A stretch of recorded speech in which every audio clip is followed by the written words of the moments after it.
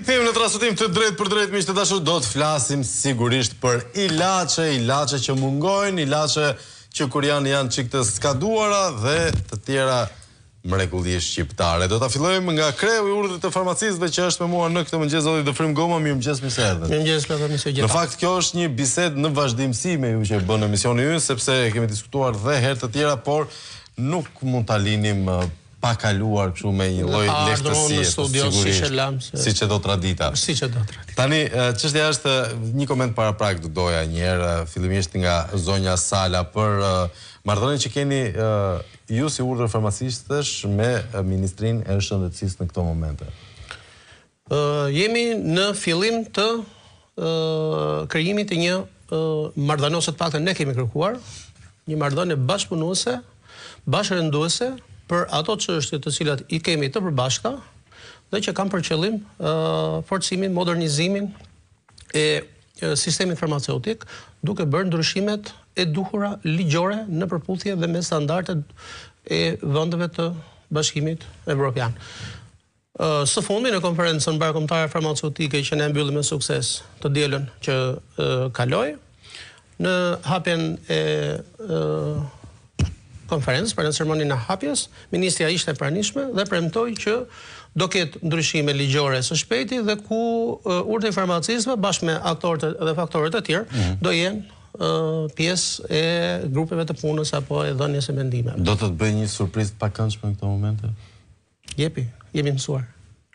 Kjo ishte arsye se ka qenë ministra e Shëndetësisë prezente që unë u ftova dhe pastaj u anullua ftesa ime?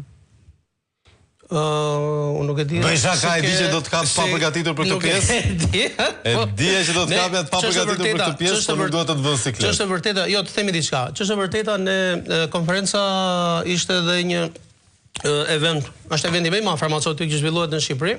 Përkon edhe me 20 vjetorin në fillim veprimtarisë së urdhrit, ne kishim ftuar të gjithë personalitetet e vendit, të cilët kanë në dorë fatet e sistemit farmaceutik,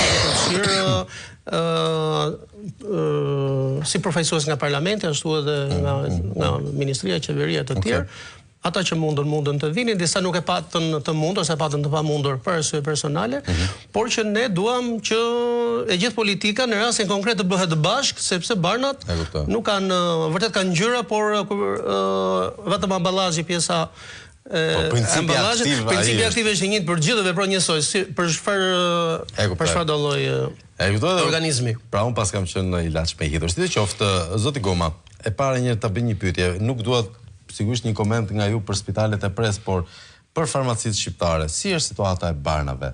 Në kuptimin që ka mungesa barnash, apo jo?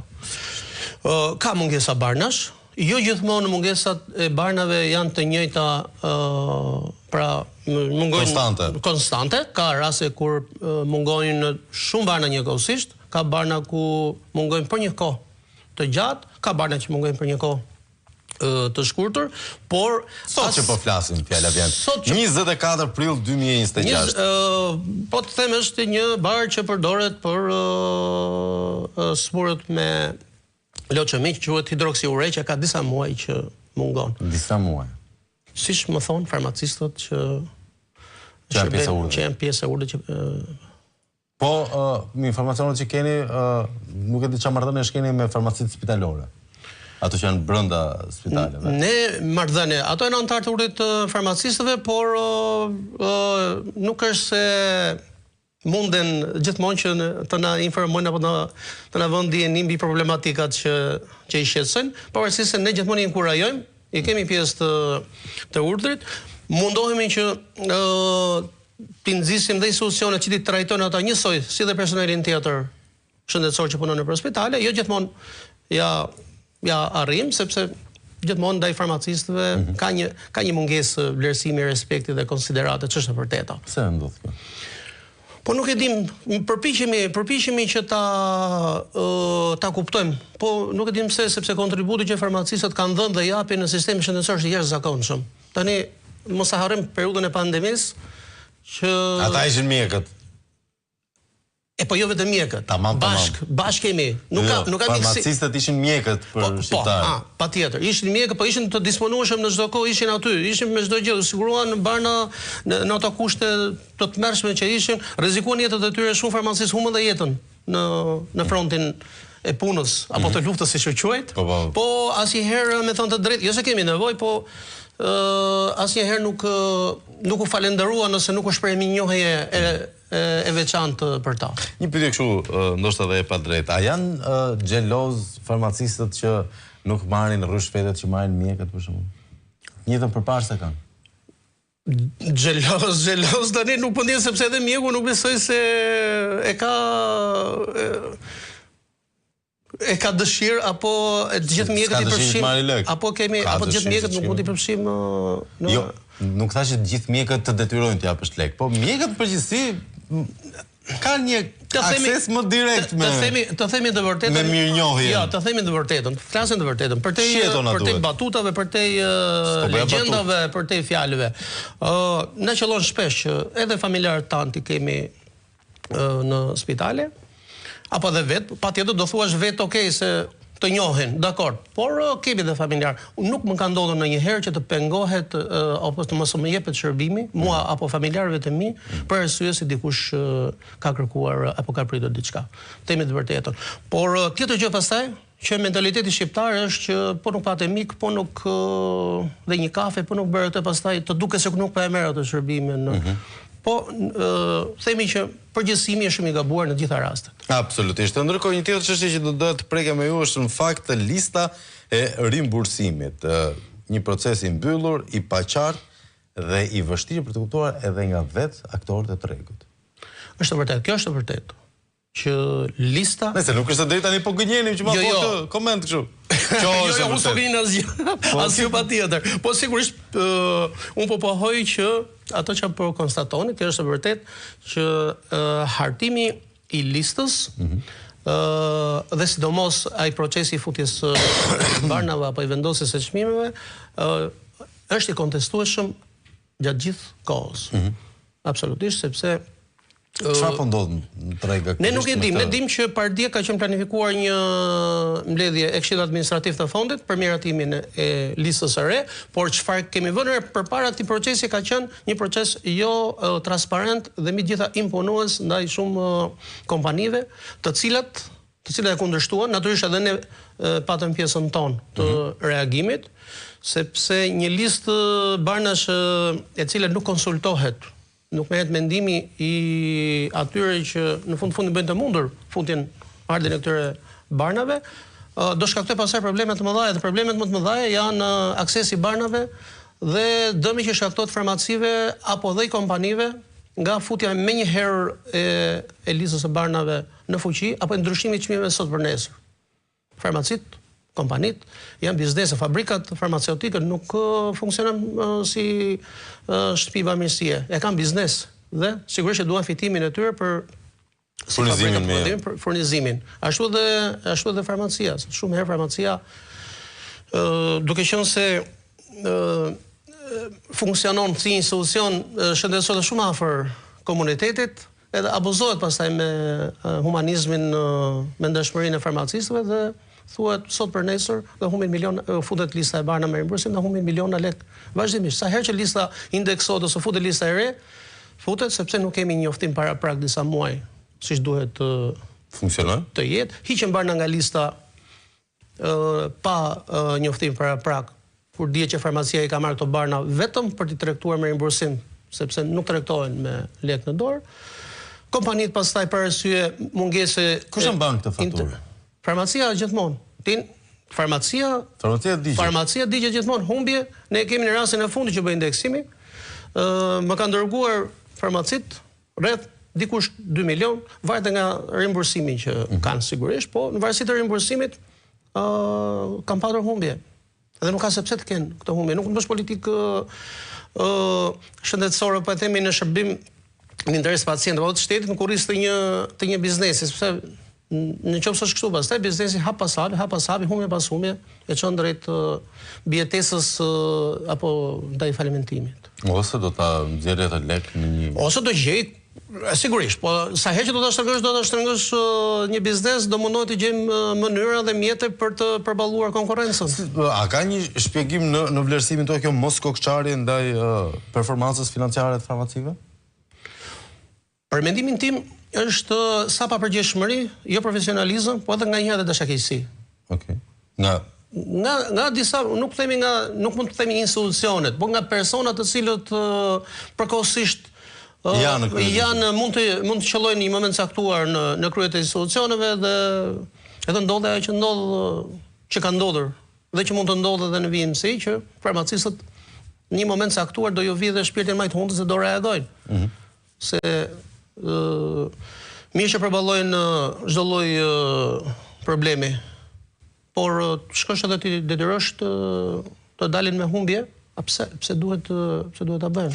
Po aktualisht sot që po flasim, janë të qartë farmacistët 1 dhe pacientët 2 për listën e rimbursimit? Sot që po flasim, farmacistët nuk din asgjë në lidhje me ndryshimet e listës së Barnave. Dhe kur nuk din farmacistët, pacientët jo. Jo. Deri para disa ditësh, unë nuk e di sot, po deri para disa ditësh përfaqësues të kompanive farmaceutike gjithashtu nuk e dinin se çfarë është bërë me çmimet, sepse ka qenë një proces, siç e thatë ju, i mbyllur dhe impunues. Okej. Dhe ajo që e themi vazhdimisht, Shqipëria ka një treg jo shumë të konsiderueshëm barnash. Ajo çfarë ne duhet të sigurojmë në pikë së parë është aksesi, pra të kemi furnizim me barnat, dhe jo ti detyrojmë kompanitë ti tregtojmë barnat me çmimet që ne duam. Vërtet ne duam çmimet minimale. Sigurisht. Por një treg kaq i vogël nuk ka interes kompania që t'i sjell në Shqipëri me ato çmime që duam ne. Dhe aq më tepër që marrim referencë shtete të cilat vetëm rimbursimin Italia, fjala bie, ka rreth 30 miliardë euro në vit. Serbia ka rreth 500 milionë, janë shtete që merrin referencë për çmimet. Serbia vetëm rimbursimin e ka mbi 500 milionë euro. Ndërkohë që ne jemi 820 milionë euro. Po premtimi që çdo bar onkologjik do të ishte i rimbursuar. Është premtimi mbajtur? E thash që ne nuk dim asgjë se çfarë ka ndodhur me listën e cila presupozohet të jetë miratuar nga Këshilli Administrativ i Fondit Pardje. Do presim, do shikojmë dhe pastaj sa zgjat zbardhja e listës. Po sepse do kalojë në Këshillin e Ministrave, bëhet vendim Këshillit Ministrave. Po aktualisht dhe pastaj ju operoni me listën e vjetër, besoj. Po, vazhdohet me listën e vjetër. Po, me listën e vjetër në çpik është rimbursimi i barnave. Po barnat onkologjike një pjesë e madhe jepen në spitale. Pra trajtimi bëhet në spitale. Një pjesë që e dim që s'ka. Atë e dim që s'ka. Ju e dini, po unë nuk e di saktësisht nëse në këtë moment ka. Ministria e Shëndetësisë që s'mungon asnjë. Po hoj që nuk mungon asnjë bar në Ne ju besoni patjetër se mos të besoni, s'ka gjë të keqe. Nuk është puna të besoj unë, atë do ta besoj pacientët cilët kanë marrë shërbimin dje, do e marrin nesër që kanë marrë edhe para disa ditësh. Domethënë fjala me realitetin e përputhin ose e verifikon mirë, më fali, pacientët. Ja një ilaç që ka 6 muaj mungesë, për shembull është ky Tipofen. Po. E konfirmoni që ka mungesë? Po mundet. Mundet. Mund ta thash, unë për çfarë i përket tregut të hapur, sigurisht që kam informacion. Po, për treg të hapur ka fjalën. Jo gjithmonë zonja. Ekselent, po e themi, sepse jo gjithmonë na i sjellin mungesat e barnave, por na japin informacione, ndërsa për barnat spitalore të themi të vërtetën, themi të drejtën, nuk e kam, nuk është e kompetencën time dhe nuk e kam informacionin e dur, nëse po se ju e thoni, nëse pacientët e thoni, do thotë që është e vërtet. Ne tashin ta bëjmë fush me lule, nuk e bëjmë. Ta nxim fare sistemin kur janë përfshirë të gjithë, edhe atë nuk e bëjmë. Se di, unë kam eksperiencat e mia personale me pediatrin, ose dje për shembull që isha te Ushtaraku dhe në mes të vizitës mjekët vendosën të bënin një pushim për të zënë me grushta me njëri tjetrin. Ishte edhe kjo, ishte simpatike shumë. Dhe duhet të them që njëri nga ortopedët kishte një të djathtë, aq të bukur, gati boksier. Po do të diskutojmë në një moment tjetër, nga që ishte ortoped, disi televizje. Më pëlqeu si djalë. Doja sugjeroj trajnerit tim të boksit. Ndërkohë, miq të dashur, para se të prezantoj të ftuarin tjetër, do të ndiqnim edhe një herë ndoshta deklaratën më të mrekullueshme që do ta shoqëroj atë derisa të afrohet fundit të jetës së zonjës Evis Sala, qoftë fundi i jetës saj sa më larg. Njishin të lutem. Sot në QSUT nuk mungon asnjë bar. Asnjë bar. Sot në QSUT nuk mungon asnjë bar. Kliti Hoti është me ne në këtë mëngjes. Zoti Hoti, gjithashtu keni pasur edhe ju një moment shumë interesant në kuvend, ndoshta jo vetëm nga pozicioni juaj politik, por mbi të gjitha nga pozicioni juaj profesional që e njihni mirë industrinë farmaceutike të Shqipërisë. E para një çfarë menduat? E kam personale këtë pyetje, jo politike. Kur doli Evis Sala dhe tha këtë gjë. Atëherë, mirëmjesi, herë faleminderit për ftesën. Pak e çuditshme, mund të më thonë, sepse marrim telefonata çdo ditë që mungon ky bar, mungon ai bar, si mund të siguru këtë bar, çfarë mund të bëjmë për këtë bar, edhe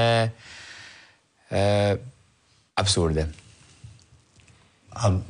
Ndjeve ti thuash, më zonjë, je mirë, si e jo, realisht nuk ishte vetëm kjo, ishin shumë gjëra që ndjeva për me përgjigj, po edhe kjo është diçka domon që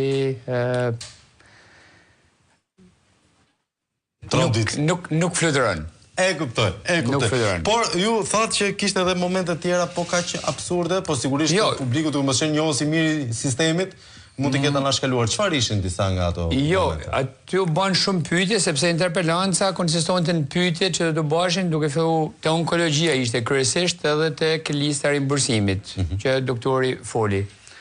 Te onkologjia, problemet që ka onkologjia, si duhet mos zgjidh problemet që ka onkologjia, që duke filluar nga një libër ose nga një regjistër kombëtar që nuk ekziston, duke vazhduar me centralizimin, që është shumë e centralizuar, kena për kancerin e gjirit janë 1022 pacienta që trajtohen gjithë në Tiranë, që nuk ka sens. Sepse nga gjithë Shqipëria, shumë rëndësishme me pas shumë qendra. Sipas guideline-eve europiane, EUSOMA, që është shoqata europiane e kancerit të gjirit, kërkon që të jenë 7 deri 11 qendra në gjithë Shqipërinë. Të paktën të jenë 3, një në veri, një në jug, një në qendrët mesme, në Shqipërinë mesme. Minimalisht. Okej. Sa larg jemi ne nga pasja? Kena vetëm një. Nuk po them pastaj për kërkesën që ishte për pjesën e burimeve njerëzore, pjesa e mjekëve, që është numër shumë i kufizum. Duhet të pas minimumi pas 3 fishën e mjekëve, jo vetëm mjek. Komplet personeli mjekësor. Kena vetëm 3 kirurg. 3 kirurg. Duhet kena minimumi vetëm për kancerin e gjirit duhet të pas 7, duhet të pas 15. Kena vetëm 3, kena vetëm 3 qendra operative. Pra, të gjitha këto duhet të diskutohen, sepse kur nuk ke një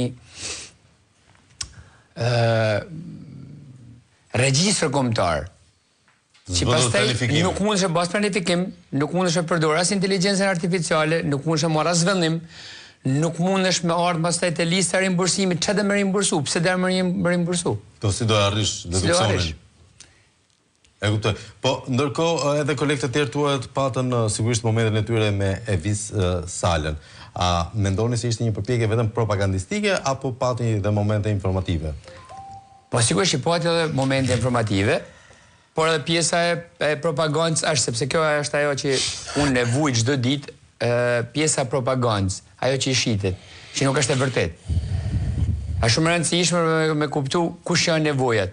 A tjetër gjë që flitet nga ministria, edhe tjetër gjë që përjeton pacienti.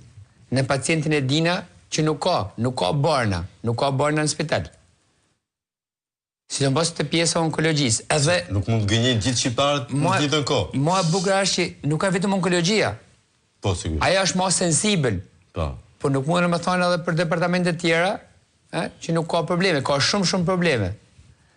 Nuk du me hitë kjo pjesë, sepse pastaj distraktohemi, Po nëse vazhdojmë përsëri te onkologjia, është shumë e rëndësishme, për pyetjet paktën që i bëna ministres që nuk mora përgjigje, edhe pres për me marrë përgjigje. Cilat ishin disa nga këto pyetje? Po pyetjet realisht ishin shumë të pyetjet, por të tham vetëm disa. Për pjesën mund të më thonë për pjesën e regjistrit kombëtar, për mua është domosdoshmëri. Për ne është domosdoshmëri, sepse në bazë këtij regjistrit kombëtar ti ke data, ti ke dhëna, në bazë të dhënave ti mundesh të marrë vendim. Nëse nuk ke data, nëse nuk ke dhëna, ti nuk mundesh të marrë vendim. Kjo është krejt e thjeshtë. Kjo pjesa e strategjisë të decentralizimit. Çdo gjë e centralizuar në qendër. Nëse një bar mungon në QSUT, dhe me thonë mungon për tonë Shqipnin. Pra që do të thotë, pacienti nga Saranda, nga Kuksi, vjen në Tiranë, edhe nuk marrë shërbimin. A ke parasysh që do të thotë për te? Nuk jam të folë për pjesën e smundjes, ansë psikologjike e tjere. Thjesht me marrë barin, nuk është barin, pra mungon tonë Shqipërinë. Atëra mundesh me shpërda, sepse janë udhëzimet e shoqatës europiane të kancerit gjirit. Po besoj edhe shoqatave tjera që e kanë decentralizuar. Stafi onkologjik është understaff. I kërkova zojës minister, pse janë vetëm 8 specializime, tani bëhet konkursi specializimit. Janë vetëm 8.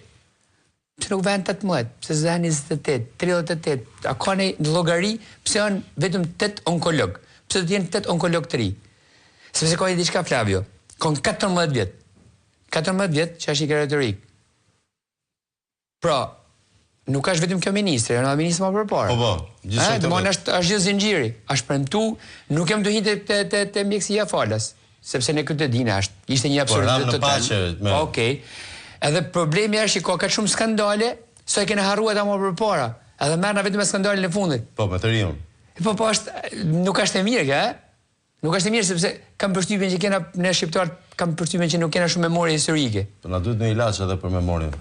14 vjet, 14 vjet e heterogjenik. Është mundë. Memorien ka. Dhe më thonë, pjesa e stafit është shumë e rëndësishme, se këta janë i ke është në fundit, një ke është baza. Edhe më ndajna. Edhe e shërbimit që do japë. Doktori Foli, kush është sa therapeutical area, pa sa fushat të onkologjisë, janë pa mbulume. Ti ke fushat pa mbulume. A është bën në analizë se çfarë fushësh do në mbulu, sa është kostoja? Më pëlqen shumë ky etiketimi fusha pa mbuluar, që do thotë përkthyer shqip për ne që jemi mjekësh, vdekje e sigurt, e ke atë mbarove. Nuk ke, nuk diagnostikohesh, sepse që kena mjek të mirë, kjo është nuk kena nevojë për me thënë. Dihet. Mirë keq janë mjekët tan, ha. Okej, dakor. Po janë shumë mirë, realisht janë shumë mirë, edhe që janë në një ngarkesë të madhe. Un kam një raste, edhe dihet, është me emër mbi emër që ka ik.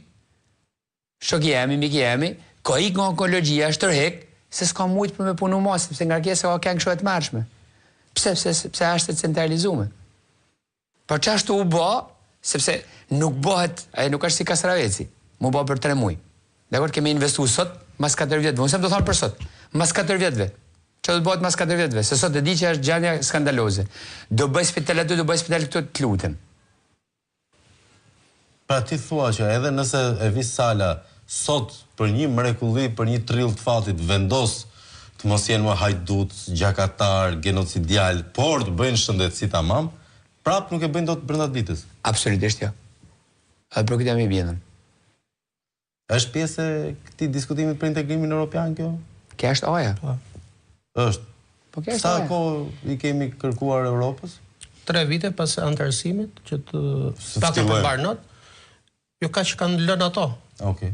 Pa fat, që çdo standard tjetë i arritur. Tjetë të përputet me standardet e pra, nëse do rikthehemi ke 2012 që kishim standardin EMA për barnat. Do i nxjerrim këto pakistanezët dhe indianët nga tregu apo? Nuk ka pakistanezë indianë barna në tregu. Nga i marrim? Barna Serbia këto. Po vendet e Bashkimit Evropian, për ti nisim këto. Vendet e Bashkimit Evropian. Nisim nga lajmi mirë, më pëlqen kjo. Vendet e Bashkimit Evropian, Shtetet e Bashkuara, Kanada, Australi, Japoni, pastaj vendet e Ballkanit. U futen gjithë nga Serbia dhe deri në Turqi. Përfshirë edhe Maqedoni. Megjithatë pse ka po zoti? Jo, thelbi është financimi. ne mund të themi çfarë të dojmë, në fund është financimi.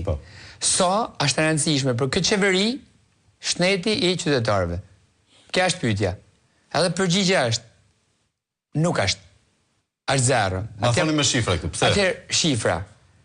E kam thënë shumë shpesh që 2.89-85% e GDP-s ose prodhimit të brendshëm brutë, por nuk kanë vlerë të madhe, sepse nuk kuptohet. Vetëm thjesht mund të them që vendet e rajonit e kanë dy fishin. Pra, kujdesin 2 herë më shumë. Kjo është shumë e thjeshtë. Elementare. Po të them vetëm një numër.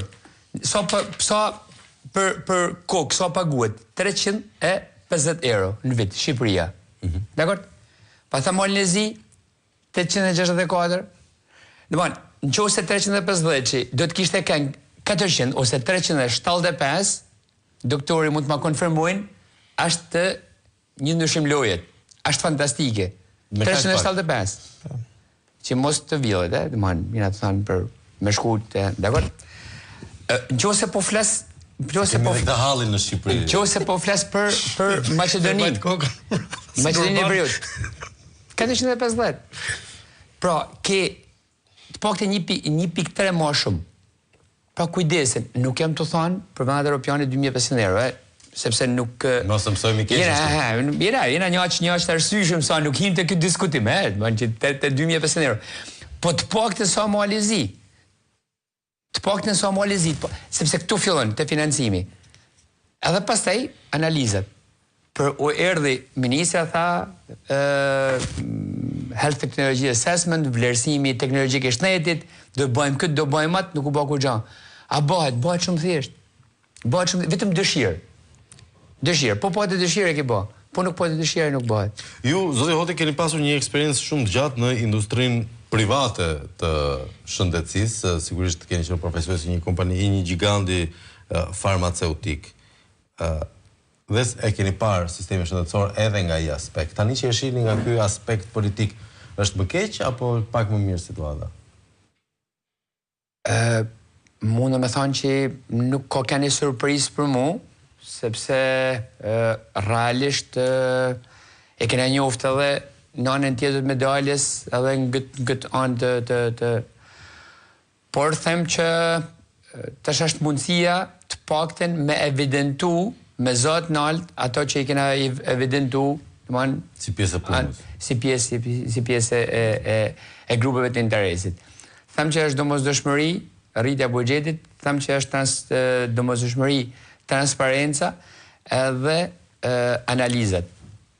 Analizat apo se kemi dhe këtë problemi që kemi 4 ditë pa analizat. Pjesa laboratorit, me bë analizë për me arritë konkluzione, pas transparencë kur bëhet një analizë. U bë lista e rimbursimit, edhe nuk dihet si, pse, kush. Unë edhe ky e dim për kë a bë dhe si a bë. Për absolutisht po. Avantazhet kompanive të caktuara. Avantazhe për avantive, sigurisht. Problemi është që a do na bëjë për qytetarin, a do na bëjë për interesat interesat caktuara. Sepse kur ke disa fusha, edhe në onkologji, fushat pa mbulume, pa ke fushat pa mbulume, dihet, janë fushat pa mbulume në onkologji. Nuk është marrë në konsiderat. Një kompani, mbështetet më shumë, një kompani më pak, nuk ka problemi të marrim sistem referimit kompanin. Marrim sistem referimit pacientin. Në sekundin që marrim sistem referimit pacientin, atëherë kena me pas ndryshimin. Nëse nuk kena me marrë pacientin, kena me pas interesin, kena ku më bë. Sepse buxhet nuk ka, interesa tjera nuk ka, nuk bëhet analizë, nuk bëhet transparencë, edhe jena këtu. Të bëhet një analizë, të bëhet një transparencë, të përdoret kjo teknologjia e artificial intelligence artificiale, krejt të thjesht, po shumë e thjesht për më bë. Shumë e thjesht, vetëm transparencë. Edhe pastaj ta garantoj që rezultatet kanë me kanë. Edhe me këtë buxhet shumë më të mira. Kena data, Flavio, spektakulare. Kena të dhëna që ka Shqipëria. Pak në shqip hoti se... Më falë, të dhëna. Thash qatë data është kjo? Jo, kena të dhëna që mundena për me përdor në mënyrën më perfekte, për më arrit në konkluzione që mund të marrën vendime shumë të mira për shtetin e pacientin. Pra, jam të thënë, qysh te efektiviteti, po edhe te kursimi, mund të kursehen, e mund të parandalohen shumë gjëra. Ndoshta duhet më ardh prap të emisioni, shpresoj që të më thrasësh përsëri. Po në zez nuk ke. Por, kjo është gjë e bukur, kjo është good news. Po. Por për mua e rëndësishme, vetëm të ta kesh sigur që do ftohesh. Ka një diçka domethënë që buxheti është buxheti primar ose trajtimi primar dhe sekondar. A din që te trajtimi sekondar 50% e buxhetuar pra për spitalet edhe për parandalimin primar është vetëm 7%? Pra çfarë do të thotë? Kjo do të thotë që ne trajtojmë smundjen, nuk trajtojmë parandalimin. Smundja shumë e shtrenjtë për mu trajtu, po shumë e shtrenjtë. Te onkologjia shumë e shtrenjtë. Nëse do të bëhet parandalimi, po trajtimi, depistimi, check-upi i këtyne grave, nuk kena pas nevojë me shkujtë të trajtimi. Nuk kem të thonë pjesën e kualitetit jetës. Nuk kem të thonë etj. Harroj. Mos ta shpifet kanceri se harroj. Jam të thonë vetëm 7%, pra ti 7% shpenzon për parandalimin, 50%. Pse? Sepse ti nuk ke program. Tu mos pas program. Një sekond. Hoti dhe goma. Pyetja ime është më bazike dhe elementare, por edhe shqeto. Tani, këta idiot nuk janë, këta që e kanë dorë sistemin tonë shëndetësor. Kjo e Visala mund të jetë pa fytyrë, mund të ketë shumë vese, po budallaqe nuk besoj se është në atë nivele, se e ka i karrierë, e ka një, siç do thoshte Kliti Hoti, një track record. Është super profesionist. Dakor. Tani, po s'ka lidhje me menaxhimin, janë dy gjëra të ndryshme, menaxhimi me profesionalizëm janë dy gjëra të ndryshme. Po, një sekond, edhe nëse ajo nuk është menaxherja më e mirë në botë, nëse e di merakun e pacientit, do të dinte si të shkonte tek ajo. Pyetja ime është, këta duan t'i vrasin shqiptarët, apo thjesht vrasja e shqiptarëve është një efekt ansor i dëshirës primare që është vjedhja e shqiptarëve? Nëse e ndjeni mund ta jepni një komentuar, nëse se ndjeni. Jo, unë thash edhe që paku folëm për listën që kom pyetur si është puna me këta flasim drejtues sot apo dje apo pardje, sepse po flasim për fondin, për shembull, nuk është institucion që u krijua sot. Edhe që fajtor është thojeni gjatë, lutem me fondit. Është vetëm një. Si quhet fondi?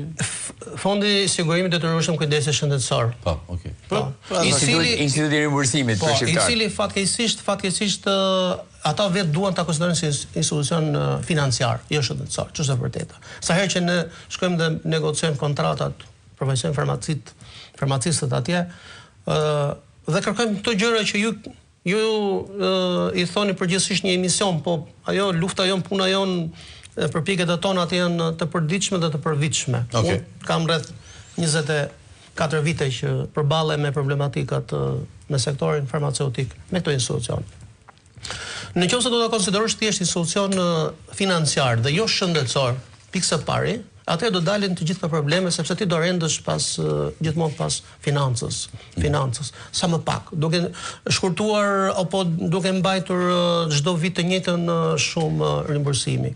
120 milion euro për mendimin tim sot në 2026 për listën e bardhë me rimbursim janë shumë pak. E tha dhe doktori se kjo hyn tek financimi pastaj. Shëndetësia ka shpenzime, bërnat kanë shpenzime. Nuk mund të themi që do të bëjmë... Ose themi ke hudhra pastaj. Po, fiks. Nuk do të themi që me një çmim minimal të arrish një standard apo një cilësi maksimale. Absolutisht.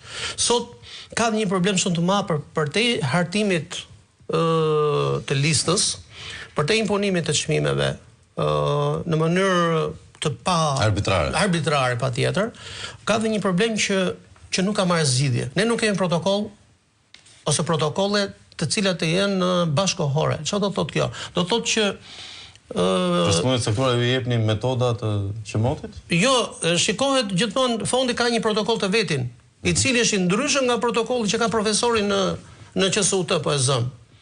Okej. Pra mjeku të jep një recetë? Të jap një shembull praktik. Një shembull praktik, po, që një pacient që të marrë një bar të caktuar për një smundje autoimune për shembull, me protokollin e fondit e merr vetëm për 3 vite. Si për 3 vite? 3 vite ke të drejta marrësh të barin dhe pas 3 vitesh të ndërpritet. Me kemi vdek.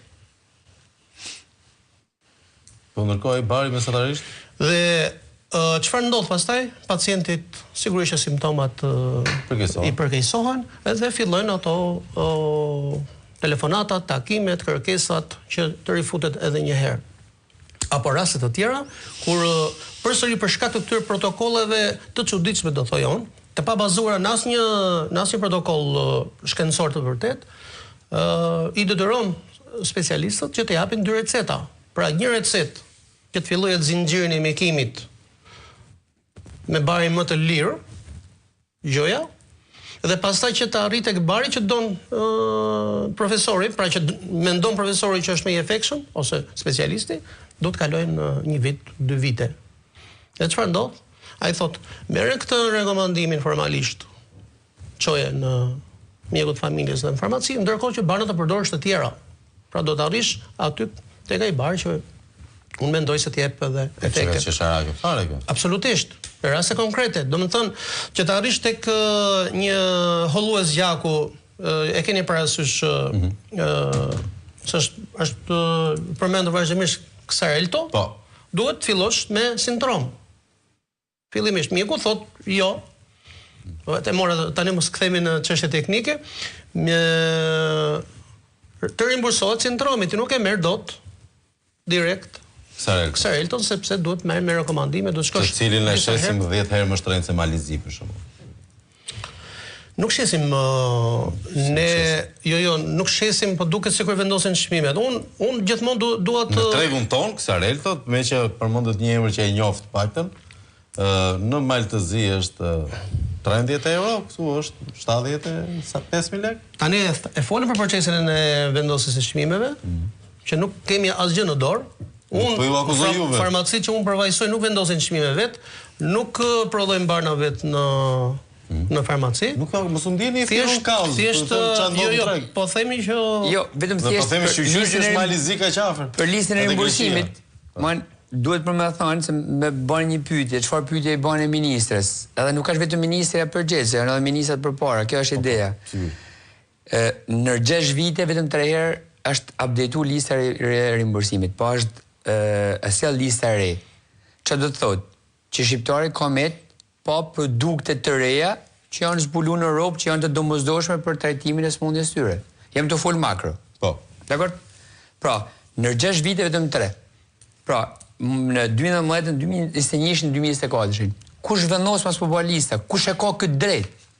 Kush e merr këtë drejt për me bë këtë? Është absurde. Është e pa pranueshme, sepse qytetari privohet nga e drejta për me marrë shërbimin farmaceutik, me marrë të barin e ri. Nëse mund të më thonë edhe diçka tjetër, për me kuptu ku jena ne. Po, edhe një përgjigje për pyetjen që ju bëre të dyve, zotëri. Pra, këta duan t'i vrasin apo thjesht duan t'i vjedhin edhe qëllon që vdesin? Kam përshtypjen më shumë nuk din se sa nuk dojnë. Nuk din. Nuk din, sepse nuk mundesh me bë një listë rimbursimit me një staf super të përkushtuar për 2 javë ose për 1 muaj. Ndërkohë duhet me punu gjithë vitin. Duhet të kenë një trup, një skuadër që me punu gjithë vitin. Me bë analiza për me dalë të konkluzionet cili bar e meriton për me hinë listë rimbursimit. Unë e kuptoj që s'kon me hiton barën atë listë rimbursimit. Pas mundesh me lanë fushat pa trajtume, pra shansja që të ka qëllu, e jesmur me këtë gjë. Ti nuk ke trajtim, ke me vdek. Ke nuk ka normale. Nuk ka normale për një shtet, për një nuk kem të thonë, nuk du me hinte e retorika e shëndetësisë fale, sepse këtë din tonë shqiptarë që është absurditet. Edhe ata kur e kanë promovu, kanë promovu diçka absurde. Por, një fakt është shumë i rëndësishëm.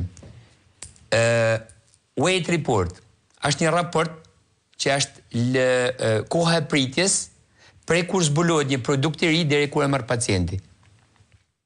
EMA, që është Agjencia Europiane e Barnave, ka 160 produkte të reja, 160. Prej këtyne 150 kanë pacienti gjerman, pacienti francez, zviceran, qoftë edhe malazezi, kanë akses të këto. Kanë 30-40. A din sa treja, sa produkte kena në prej këtyne? Vetëm 5. 5. Në 160. Në 160. I në të fundit. Pra është një listë, kam një mundet me hapë gjithkush, një grafik, që ti e kreti fundit. Është Kazakistani, aty afër diku. Pra, kjo është e pa pranueshme. Edhe, më e bukur është që mund të ushti, a kena këtë raport? Jo, se Ministria nuk denjën për me dhënë dhënat. Ose refuzon me dhënë dhënat, sepse nuk dënë transparencë. Pa e pa thamë që du të me fillu të transparenca. Sigurisht. Edhe, bo me dhënë të dhëna, se cili, se mu vjen keq për këto që thojnë, ne edhe barë do ham, edhe do vazhdojmë për me edhan kësoj qeverijet. Ashtë absurde. Ashtë absurde, si ka mundësi që kjo qeveri vazhdojnë për me vjallë shqiptarët. Po vdesin. Nuk ashtë me vjallë gjysat keqes. E pranoj. Po vdesin. Kja është e po pranueshme. Te pjesa sidomos, në që se rikthejme edhe herë te metodologjia e listri mbërsimit, është jo funksionale. Ja kuptoj. Nuk është vërtet. Ndërkohë, një koment fundit të doja nga zoti Hoti për një çështje të caktuar dhe një koment nga Goma për një tjetër çështje. Hoti, debati më i nxehtë i momentit është data 20 që ndahen ujërat si Mojsiu dikur. Ka apo s'ka analiza pas datës 20? Shqiptarët thonë s'ka, ministra thot ka, QSUT-ja thot ka. Atëherë, kja është e pjesë, pra në të them që një kjo qeveri vetëm mjekësin nuk e ka prioritet. Edhe se kuptoj pse shqiptarët nuk arrin për me kuptu që nuk e ka prioritet. Jo vetëm nuk e ka prioritet, po e ka të fundit fare. Ti the, data 20. A them diçka më interesante, që Shkodra e ka me 12? Një javë para. E ka një javë para. Pra, në Tiranë, në qohë se smuesh me 21, vdes, okej. Kurse në Shkodrën e kena me datë 13. Është tërës, për imaginot që lojë dhe e premte. A kuptan, me që lojë e premte. Hajde mos me datë 12, edhe janë të bëhet deklarat në televizor, me datë 12. Nuk pa thamë për për mungesat që ka, se ka dhe mungesat tjera. Po pa thamë për të paktën për këtë. Ka është nonsens.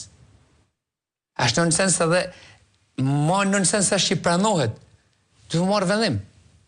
Duhet me marrë një vendim sepse nuk është problemi thjesht analiza. Që do të thotë analiza? Nëse nuk bëhet analiza, nuk vendoset diagnoza. Nëse vendoset diagnoza, nuk vendoset terapia. Nëse vendoset terapia, nuk po them që ka me vdek me njëherë. A ka mu zgjatë hospitalizimi? Po, a do ketë një kosto për shëndetin? Jo, për shëndetin, dakord, për shëndetin nuk kujdesin dhe për shëndetin, që ma t'i thonë gjërë se janë. Harroj e shëndetin. Por, një këtë pacient, a ka me ndaj edhe një dit, 2 dit, 3 dit, ka me ndaj edhe 10 ma shumë hospital? Po. A mund ta kuantifikojmë, pra 100 euro pa venatin, pa ka shumë kështu, është o 100-150. Herë 10 janë 1000 euro. Një analizë sa ban? Një analizë ban 10 euro, 20 euro, 50 euro, pavarësisht se ka thonë koncesionari. Pra, ti, se ke problem me dhënë 1000 euro me harxhu për me ndaj ky pacient në spital, sem të fol për cilësinë e jetës, dhe më se të më thonë disa miqmi. Ne kemi lidhje me cilësinë. Se foli për cilësinë e jetës, pse foli për këtë. Jo më vao thjesht. Mbijetesa. Jo mas mbijetesë, mas se nuk kujdesen për mbijetesën këta. Jam të thonë vetëm për 1000 euro që kanë me nxjerr prej buxhetit. Ata thonë ja këtë. Prandaj them këtu nuk ka menaxhim, nuk ka transparencë, nuk pa thamë ndajna ku shkojmë te diella ose te inteligjenca artificiale. Kësë pa përmendi fare. Jo, pa e kursim. Goma, ilaçet e skaduara është tema e fundit që më duhet ju pyes. Si është situata dhe mbi të gjitha vazhdon skandali, ekziston, ishte sulmi pa drejt ndaj farmacive, çfarë ishte ajo histori? Që e shqetësoi sigurisht publikun. Sigurisht dhe ndaj ne jo thjesht në atë pozicion që jam, por edhe po mos isha thjesht i farmacist, do doja shumë që të kihet shumë kujdes në deklaratat të cilat krijojnë një perceptim të gabuar ose një përgjithësim nga popullata. Ajo çfarë raporti kontrolli lart të shtetit ka publikuar në faqen e tij përpara disa kohësh, dhe bëhet fjalë për shumë kohë përpara 2026-s, thot shprehimisht që janë evidentuar fatura të dhëna ditën e skadencës ose disa ditë përpara. Por sigurisht që nuk ka dhënë asnjë emër subjekti se kush është i përfshirë në këtë në të furnizim. Ju keni pasur komunikim me Kreshk? Ne I kemi dërguar shkresë, sepse është realisht është e tmerrshme të mendosh se ishte një sasi jashtëzakonisht e madhe dhe në raport pretendoi që banat janë përdorur. Unë dëshiroj që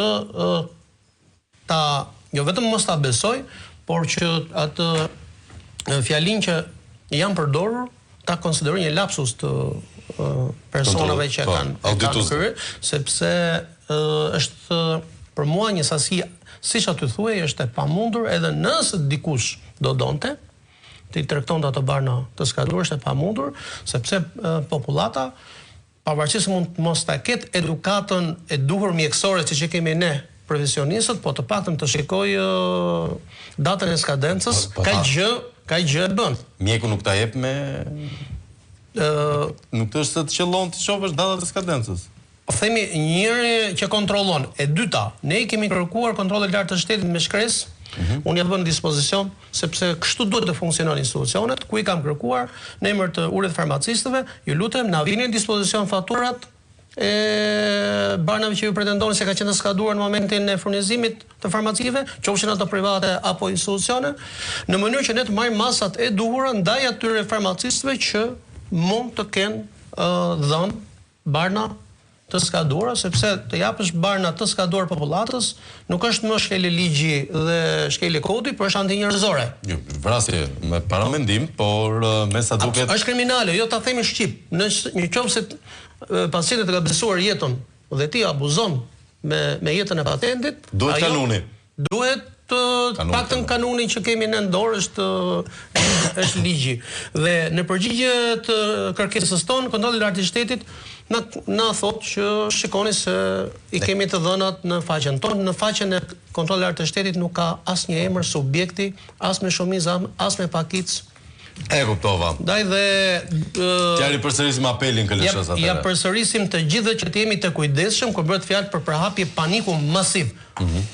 Unë besoj që 99% ose shumica dërmuese e farmacive ushtrojnë profesionin bazuar në ligj, kod, deontologji. A ka raste që edhe mundet, sigurisht, por këto raste duhet që të jenë të personalizuara, jo të përgjithësuara. Nuk është mirë. Absolutisht e drejtë. Siç e tham për mjekët në fillim, po patjetër. Ashtu edhe në farmacist nuk është mirë që të denigrohen apo të akuzohen padrejtësisht kolektivisht. Emër mbi emër, numër llogarie. Faleminderit Kliti Odri që ishit me ne edhe për eksperiencën tuaj, faleminderit zoti Goma edhe për gatishmërinë tuaj.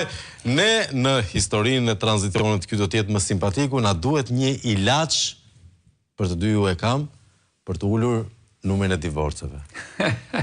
Ndjekim materialin e rikthehemi më njëherë pas një shkëputje. Faleminderit.